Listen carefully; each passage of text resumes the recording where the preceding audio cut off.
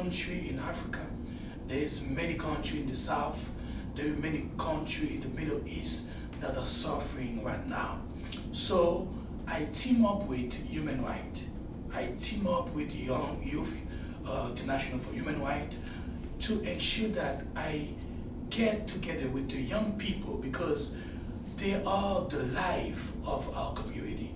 They are the leader in our community. So I team up with them so the poor can have a voice. So we can be a helping hand, we can be a voice, we can be eyes for those poor country. And those countries, they are doing interferences. Those big countries, they lend to those poor country, and then they take the gold, they take the cotton, they take their natural resources, they take everything that they have, and they do not have anything in return. So we are here to tell the people, to tell the world, this is injustice, and we all stand up to injustice, and this is why I get involved humanitarian. I travel the world to advocate for peace. I travel the world to advocate for fair trade because those big countries, they take all the resources other country have and they do not give anything in return. So there is no fair trade. So I get involved and I understand that my life may be in danger. So when I speak, I do not speak because I want to speak. Because when I speak, I put my life, my family, my wife, my children, my community in the line. But I have to speak for those who have no voice. So I urge all the young leaders like me to get involved. Now I am involved Youth for Human Rights. I'm involved Foundation for a Drug-Free World, a foundation that is involved to urge to do education and prevention because we understand $1 trillion of being spent on war, $1 trillion of being spent on other things, on chemical weapon to destroy the humanity, to destroy the world, where we have people, young people, are not able to go to school, to have a structured education, where there's no education and prevention for our young kids who lost their parents, where parents were involved maybe in war, maybe on an accident, and now because they are stressed and they use alcohol, they use drugs, the government do not spend money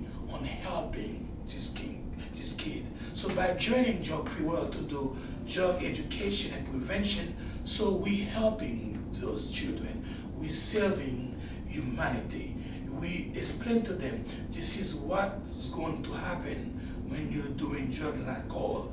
You're not only danger for yourself, but you are a danger for those around you because you can kill your friend, you can kill your mom, you can kill your dad, you can kill your little sister because when you are on the drugs, you are not yourself, you can do anything. So I get involved, Drug-Free World. Now I am international ambassador for Drug-Free World, where I go to many countries to explain to those government members that drugs education and prevention is the things and only thing that will help the country to be structured, to be stable, to have a sustainable development. Of course, you may have a better education. Of course, you may have big building. Of course, you may have other things. But if your young people, their mind are not straight, are not structured, so they can do anything bad which will endanger your country. So I go to Mexico, I go to Guatemala, I go to Honduras, I go to Dominican Republic, I go to Haiti, I go to Canada, I go to France, many countries, to meet with the people, to meet with young people and the leader, to sign contract with them so they can help the country. And then as a humanitarian, I ensure that while I am teaching, while I am doing prevention with one hand, and the other hand I give something, because sometimes the people want to listen, but they are so poor, they are so starving, they cannot pay attention to what you're doing. So that's why every year I make sure that I assist up to 5,000 children. What I do, I bring them backpacks, school supplies, book, pencil, pen, bags, so they are able to go to school. What I do on Christmas, I bring them toys. So I make sure that, because they're watching TV, so they see other country, other structured country, those kids, they are celebrating Christmas, they are having fun with the family, they have gift, etc. But they do not have anything. So I make sure I bring some gifts to these kids, so they have self-confidence, so they do not feel so bad. And I ensure that I make sure I pay school for some of them. I'm not Bill Gates, I'm not Warren Buffett, I'm not those big billionaires like Donald Trump who can do so much. But it's not how much you do, it's how you do it. You do it with the heart, and you helping some kids. You bring life, you bring happiness to some kids' face. So that's amazing, that's good. So this is what I do. 3 years ago, or for the past 10 years, every year I go to a state, to a country. This is the 6-7 times I brought a 53 container of humanitarian supplies to Haiti.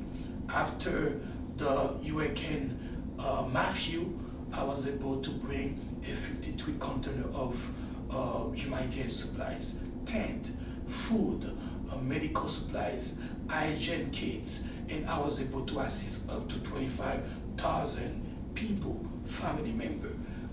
Last year, I was able to go to Gonaive, and I was welcomed by the President of the Senate, Senator Calmia Cantave, and Senator Hugues Sanon. Those senators, they are the strongest in the country. They welcomed me and they brought me to the places in Gonaive, La Blanc, La Selle, many other cities that were affected by the Hurricane Matthew. And I bring 500 humanitarian